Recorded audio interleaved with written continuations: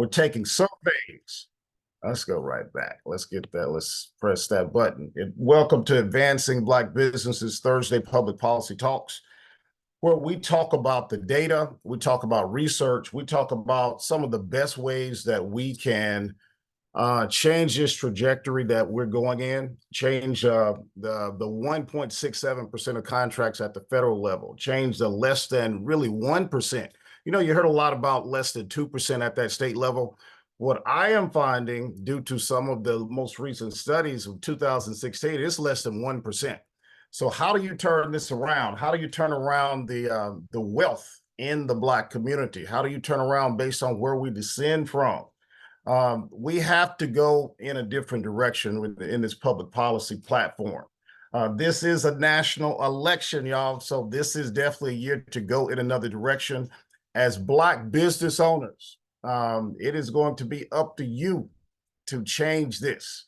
You are an independent Black person in America as an entrepreneur. You can speak your voice. You can definitely speak your voice.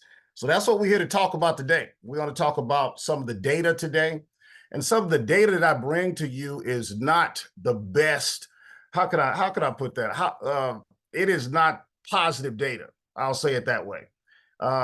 In some cases, just thinking about looking at the data, looking at where we fit in politics, it hasn't been good, y'all. So I mean, it's tough sometimes prepping for this meeting, prepping for going to the Capitol, going to that Gold Dome, going to DC, knowing where we are from a data standpoint, from a history, from participating in this public policy process, hasn't been great. So in some cases, what I'm doing is I'm building the case in our first meetings. This is what our fifth public policy talks. And I'm building a case because I want you to truly understand where we are in America. I want you to truly understand ways of how we start climbing out of this. How do we start climbing out of this rut that we're in? How do we get the 13%, the 14% of contracts? That's our population base. That is our goal.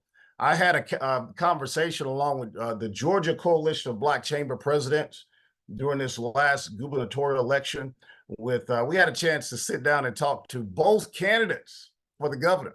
Some interesting conversations, but I had a chance to ask the question to one of the candidates about the contracting levels, and it was quite exciting what I heard about the contracting levels and where we really needed to be in this state. We are approximately, or really 32% of the population in this state. So that's where that contracting level at that state level should be, but we're below that 1%. But that's my opening, y'all. I didn't even plan on saying all of that. But basically, we survey. Raquel will be putting the survey in the chat. That's just a 5-question survey. That survey is only takes about 2 minutes to actually do that. I need more respondents to that. Then I'm going to start talking about those results in the coming weeks of that survey. But please fill out that survey if you haven't. I know we've talked the last couple of weeks about your capability statements. For the ones who have sent your capability statements, thank you. We're actually creating a Google Docs drive to where we have that readily available as we get in front of. And this is really at the federal level, as Melvin and I and our other leaders within our chamber get in front of officials and we talk about contracting. We got a list of capability statements ready to go. All right, going on this past week. We host Melvin and I, the Georgia Coalition of Black Chambers, probably some presidents that are out there listening in. We've had a few presidents on this show listening in, but the Georgia Coalition of Black Chambers is, we cover the entire state. Thanks to Michael Hill, our executive director, for pulling this together. We had our legislative day this past Monday, to where we were at the Sloppy Floyd building with our legislative breakfast, where we heard from several of our elected officials that represent our community. We had a great day, had a great time, had a meeting with the governor's staff to talk about issues on your behalf.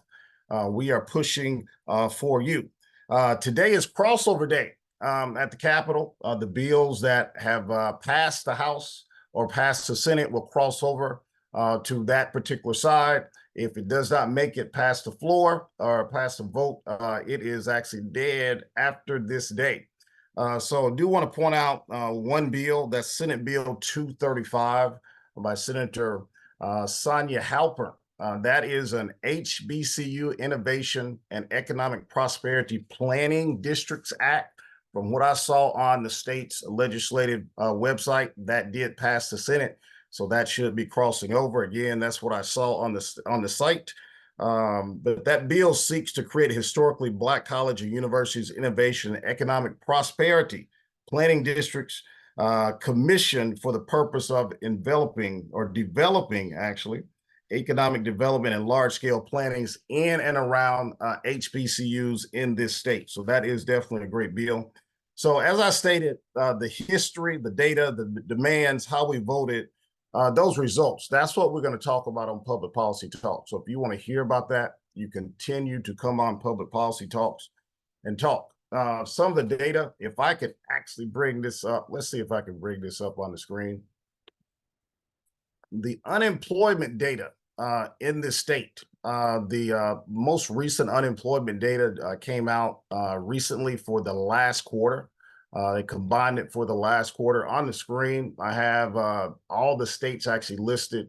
If you look at the state of Georgia, here the all-inclusive unemployment rate is 3.4%. Whites 2.2%. Look at that, blacks 5.7%. Hispanic 3.8. So if you look at that, if you just go from state to state, you go to Texas, Black unemployment rate is at 6%. You go over to Mississippi, you go to Alabama. Alabama has one of the lowest rates in the actual country. But if you think about why is it, and once we get to our conversation section, which should be hopefully what time is the last 10 minutes of this conversation, I want to hear from you and just talk about what you think is going on in our community in America when we have an unemployment rate that's traditionally been double the national average unemployment rate, definitely double the white. But I want to hear your what you think. Why is that? What can we do? What can we do to actually lower that or be a more natural rate of what all are, what white people are? Because I compare us to whites. I don't know who you compare us to or what other community, but I compare us to white communities because we should have the same prosperity as the white community. We've been here just as long as them. So, but moving on, the unemployment rate, I'm going to drop that off the screen. Raquel, you can actually put that in the chat if you haven't already about that. The another alarming rate. I don't know if I can put this on the screen, but I wanted to bring this up. Let's see if I can put the homeless rate. Has anybody ever looked at the homeless rate in America? I don't know if I can put it up, but the homeless rate, you have 50% of the homeless families in America look like us and are from our community. 50%. Now, I just told you we're about almost 14% of the population of America, but 50% of the families in America are Black. 50%. Let's look at on the individual side. That's around 40% of the individuals in America. 40% of the families, 40% of the individuals in America are Black that are homeless. 40% of the homeless people in America. So some new data came out with the Atlanta income levels. Did have that on the screen just a moment ago, but it disappeared. But Raquel will put that in the chat. Some new data came out. I want you to look at that and study that and just look at where our income levels are. It's actually income levels by race. We're sitting around that 49,000 per household. But look at that information. I want you to know the data or learn the data, relearn the data, because I know we got a lot of astute Black business owners on this forum this morning. So I want to reintroduce that if you already know about that. The teaching, we heard a lot about the teachings of Black history and the critical race theory, and the critical race theory is actually taught at that post-secondary education level, at that college level, particularly in those graduate studies level. It's not taught in schools. But I did have actually, Rocco, if you could put that in the chat, there's a lot of restrictive laws that are in most of the states around America and how we teach Black history and actually preventing the truth, getting the truth out about Black history and really where we descend from and where what we should really be talking about when it comes to history. It shouldn't be whitewashed. We should tell the truth about our history in America, period. That's all I really want. That's all you should really want is what is the truth? What really happened? What are we going to teach? We do not need to whitewash the truth. All right, y'all, I'm actually getting closer to the end, but a couple of months ago, Michael Hill and I visited the National Black Caucus of Local Elected Officials. The Black Caucus of Local Elected Officials, Michael Hill and I were the keynote speakers for their luncheon. So we spoke to somewhere around 1,000 local elected officials from all over this nation. We had a very good conversation in and around that, and we're keeping in close contact with a lot of those local elected officials. And we have calls that are designated for that. Some of you may have been on the Southern Regional Economic Roundtable calls where we're talking about issues economically and what's going on in our community and how do we get out of that. So I do want to just talk a little bit about what I talked about, and I've actually mentioned some of that, but listen up. Do you know there's only 1% of Black households that have a net worth of 1.5 million, while over 30% of white households have a net worth over 1.5 million or higher?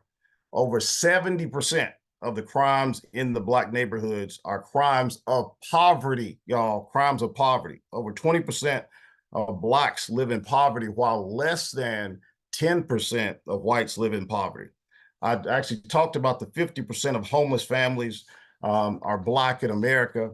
We have the most extreme income inequality in our neighborhoods nationally, and all politics are actually local, y'all. We can take charge right here locally at the grassroots level. At the grassroots level, I actually told the NBC Leo group, it starts right here in this room. The NBC Leo, you live and govern in the city where you reside. You are the policymakers that design public policy across America. Black businesses, main consumers. Listen, y'all, this is y'all consumers. This is who buy from you the most, particularly if you're in that business to consumer type business. Black businesses, main consumer, do not have the income, the wealth needed to live a normal, I'm talking about a normal American lifestyle. I don't know if you know, but to live a normal American lifestyle, if you've seen that data before, I'll try to pull that on one meeting. It's around that $65,000 to $70,000 a year to live somewhat of a normal life in America. And when you in this city of Atlanta average, some old numbers actually stated we're average around $28,000 household income. All right. Our Black businesses today are a testament to resilience and potential. However, they face disproportionate challenges with average revenues that pale in comparison to the broader market. This is not a reflection of our capabilities, but a result of unfair access to capital and opportunities. We have to be specific and intentional with specific solutions. All Black political, business, social, and community-based organizations should start developing a true, you heard me talk about this before, Black agenda that is a roadmap to economic liberation. It should prioritize the uplift of the Black community and call for reparative economic justice and demand participation in the markets. I just wanted to actually touch on some of that. I touched on a lot during my talk with the NBC Leo, the National Black Caucus of Local Elected Officials, because we have to really control politics at the local level. I did have a slide up, Raquel. I don't know if I actually put that put that in the notes, but if you do have that that data, you heard me talk some about or very little about the exit polls. We have generally voted somewhere around 90% since 1974 for the Democratic Party, and voted in a block, y'all. That's a very, very strong way to vote. Over 90% of us, and it's alarming that I saw that when I pull out the actual survey that I want you to actually complete. That's actually similar. Those numbers that I'm seeing in the survey of what type politics, what side of the aisle that you're on is very similar to that. So that's neat just seeing that. But just think about how we move forward as a community. How do we vote? What do we get for our vote? I don't disagree about how we have voted in the last presidential election since 1974. What I do disagree about is the results of what we've been getting from actually voting that way. So think about it as we move into this election season. The primary election is what, March. The election day is actually March. I want to say 21st, if I'm right about that, but somebody correct me if I'm wrong. I got a lot of numbers in my head and dates in my head. But the time is, what is that, 8:47? Running over just really a couple of minutes about having a conversation. I just wanted to have that conversation. I know, Montina, I know I see you out there. Thank you for all of that information that you gave us last week on your report. I know we did post some of what you actually posted last week and talked about last week. So thank you so much for your support. Well, I wanted to open up, y'all. Raise your hands if you want to have a conversation. I wanted to tell you a little bit about that data. Sometimes that data is not just the best data, not just the best data to wake up to, y'all, but that's reality. That's what we live in, y'all. We live in reality. And I'm going to give you that reality right here on this show.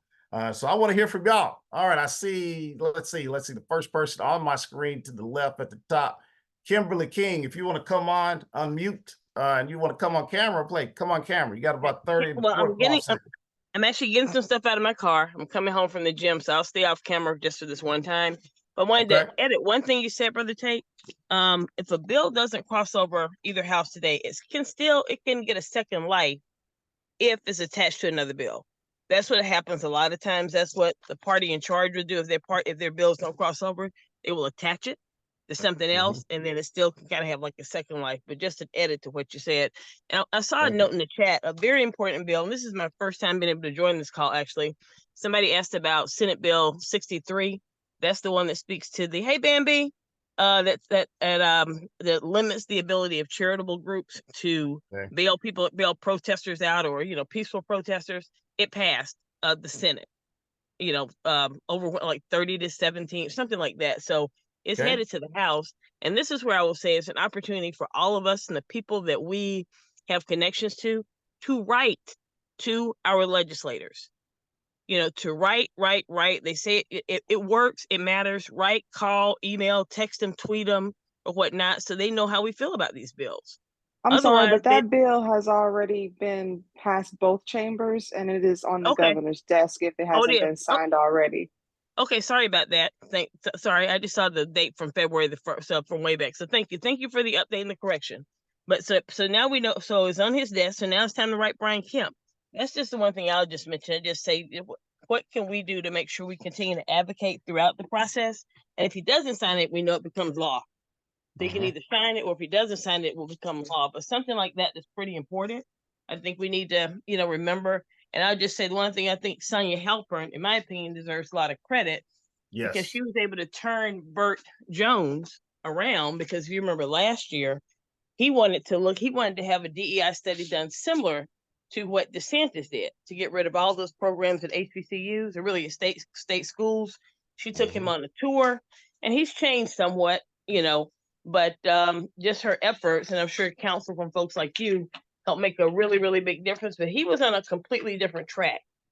And now he seems to be coming around. I'm not sure if it's in preparation for a gubernatorial run or what, but he seems to be changing his tune slightly. So thank you. Let me hang up. All right. Thanks, Kimberly. Appreciate that info. All right, Montina, go right ahead. You're up next. Hey there. And I'm like Kimberly, I came from the gym, but I hopped on. So just a couple of quick things. This is fantastic information, but I wrote down, what you talked about with the homeless, and it really is most from our community when we go into communities across the country, the workforce. And then yesterday, when Tuesday Talks, there was a gentleman there, and he talked about how, a few of them got together and were able to give Maynard at the time $75,000. And, the way he talked about that, I'm asking this where can we get a focus in terms of what we can specifically focus on? Because what the challenge for me is I'm active in my community in Henry County from a constituent standpoint. But there just seems like there's just an enormous amount of work to be done in our community. And I'm part of the Council for Quality Growth. And again, I know there's an enormous amount, but there are like 4 things we focus on. And I'm part of NSBA with the National Small Business Association Leadership Council. So I was wondering if at some point we can maybe just like, here are the things. And then, and this is like a little card they actually like give to us with the little pointers on it. And that's why, and I'll connect with you. Because it's almost like, okay, what can we do as a plan for the next 5 to 10 years where we can really tackle a lot of these issues, and especially the homeless issue in our community, because it breaks my heart when we see our people. So again, just kind of where can we, or even if it's okay, 10 of us get together and we, start doing some fundraisers and making some key efforts to, I hate to say sway the vote, but I don't know, lack of a better term, but again, to influence our legislators to make some decisions that influence our businesses in a positive manner. Okay, great. Hey, that brings on a point, Montina, of building a think tank within ABB. So let's talk about that. I know we talked about meeting sometime soon. We want to build some type think tank or advisory committee to come up with those ideas and practices, those documents, those best practices that we can actually that could lead us out of what I call just a bit ago, this rut that we're in from a homeless standpoint, from a Black business standpoint, with contracting, from access to capital. So yes, we want to have that conversation. Let's chat sometime soon and get a meeting scheduled. Okay. All right, Sylvester, you're up next. Sylvester Ford, board member, Advancing Black Businesses. Sylvester, you're on mute if you're talking. All right, we're gonna have to go. It was one other person I saw. Okay. There you go. All right. Trying to find something when you enlarge the screen is hard. But as you go over those different categories, one of the things, I've been loaning money for a long time, and what I see, and I've loaned 85% of my loans have been over since 1988 to Black folks, is a couple of areas. Number one, on the say right now on the rental situation, when we start talking about homelessness, it's either coming up with the down payments or deposits necessary. People go into hotels, and then those hotels take all your money, and you don't have, you're not able to save your deposit. I've seen that happen. And number two, income, not having enough income. That's why the liar loans back in the 80s was so popular in the Black community, where you just stated your income and you were able to get into a home. But if you did not really have that income, you weren't able to keep that home. 3, improper utilization of credit. Those are some issues there. Just much more, and because in high school, people don't learn financial literacy to go off to college to start racking up a lot of debt. Because the credit cards, they target a lot of African American students. And then one of the last things is just making sure that we watch our credit scores. I've got, a lot of customers now who got the 700s. The thing they do, they keep their credit thing locked. They use wise counsel on using credit. Those are just some of the issues that we face. And a lot of it is lack of the financial knowledge. And I think we've got to get our churches involved, because that's where the most Black folks are at on one day outside of their job anytime. And I think it has to be not just a local, but also state and national push among the ministers to open up the churches and allow for people to come in and be taught financial literacy. All right. Appreciate that, Sylvester. I'm going to talk about financial literacy in one of the coming meetings. Just to move forward, y'all, we're running towards the end of the hour. Who do I have? Akila, what's going on? Unmute yourself. Good morning, everyone. I'm so happy to be here. I've been on the last couple of calls since we started. I'm new to the Atlanta Black Chamber. I joined last year in, I think, December. And the work that I do, I work with an organization called the B Club. It's called B Club Incorporated, Becoming Empowered Through Education. It's a peer leadership group for girls, but we do a lot of equity work. Our work is really rooted in helping schools overcome or create a space of more race and gender equity. So that's a little bit about what my comments were kind of about. I love the presentation. It's always great to look at statistics, but I think just as a Black community, we don't look enough at our own community versus like the statistics of what others are doing in their communities. I think that we're trying to fit into a system that was never really made for us to succeed.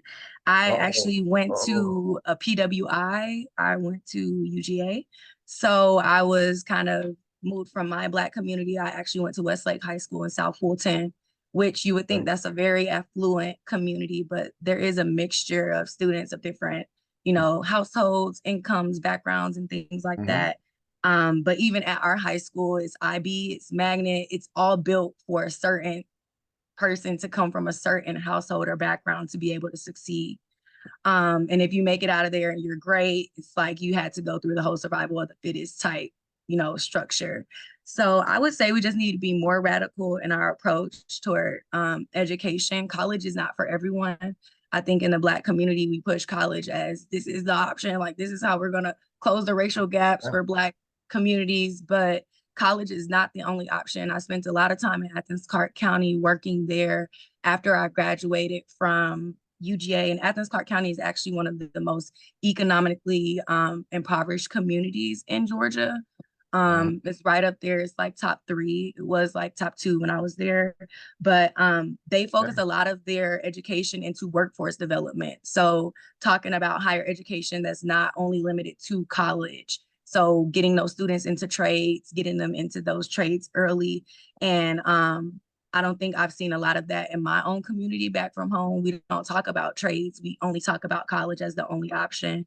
So I think everything is rooted in education and youth development. We have a lot of limiting images for our youth right now. I work with teen girls and have been for the past 10 years. And I can definitely say it's a challenge just looking at the media and what they see for themselves at large in our community. Hey, we're running close to that time, Akila. Thank you so much. You talked about radical. We use the word radical. We think about it, y'all. Respectability politics. Being respectful about talking about politics. Has it worked for us? Hey, look at the data, look at the history, look at the results.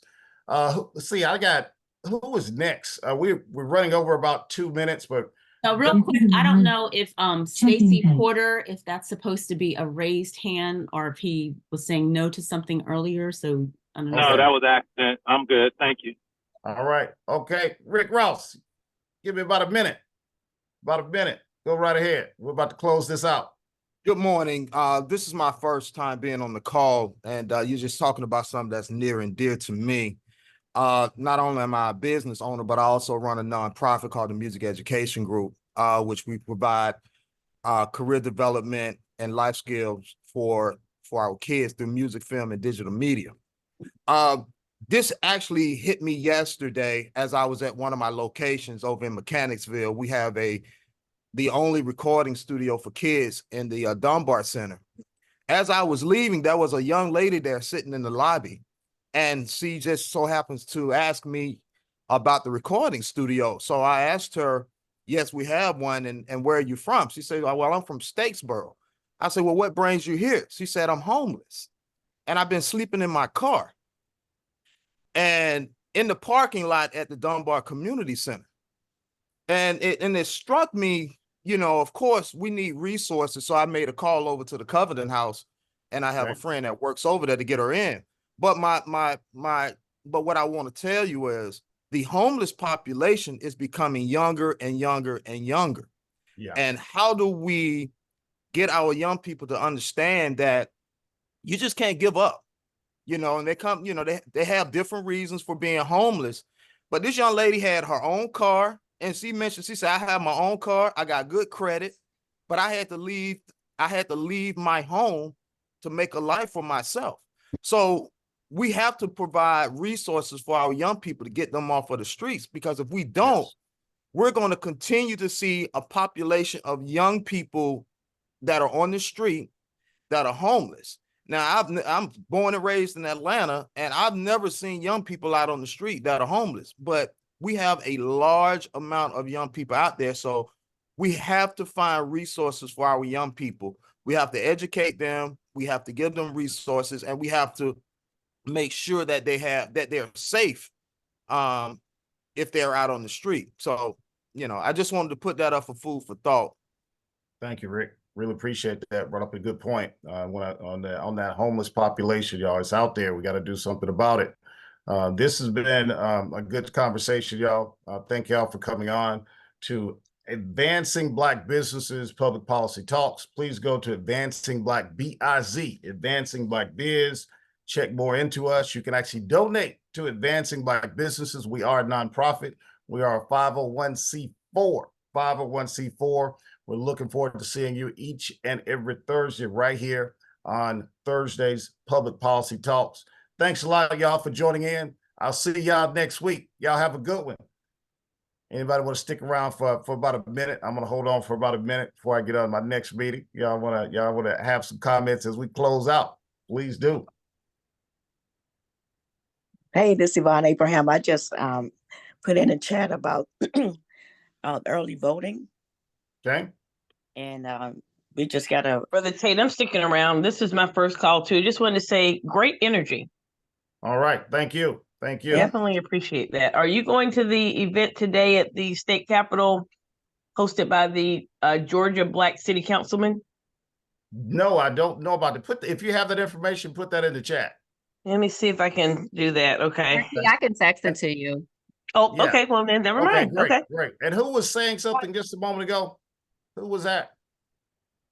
All right. I know. Now, I'm Kimberly King. I don't know who spoke after me. Okay. Michelle, I did see your hand raised. Yes, I got a lot of words, so it was way too many words to jump in that conversation, but really need to get on your schedule. Most of what you're talking about, we want to talk about that EJ40, lots of thousands of millions of dollars out on the streets.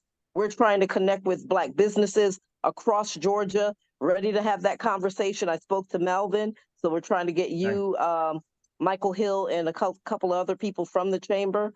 I'm actually out of the country right now, but as soon as I get back in 2 weeks, I look forward to meeting with you and having the other side of that team come together.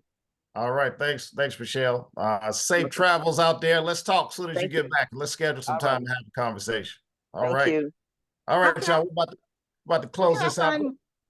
Go ahead. How can I find more about what Rick Ross does, the youth programs? How can I find more about that? Hey, Rick, can you put your information in the chat? Please. Thank you. Yes, I did. It's themeg.life. I see it. Thank you so much. Yes. I got it. Great. Yes. All right, y'all. It is 9:05. Yes. Who is that? I was going to say, for those who see in the chat, there's an event at the Russell Center about access to capital for Black entrepreneurs. So get down to the Russell Center 11:30. It's in the email they send out for the Russell Center each week, but get down there if you can. All right. Thanks, Daryl. Appreciate that info. Access to capital. Contracting, that's number one. Number two here. All right. Thanks a lot, y'all. Maybe eventually we can talk about military for our youth, especially those that are homeless. I have a 19-year-old in the military. My husband's a retired veteran. It's a great option for them. Oh, yes, it definitely is a great option. Okay. All right, y'all. Y'all have a good one. Talk to y'all next week. See y'all. Thank y'all for coming on Thursdays. Public Policy Talks.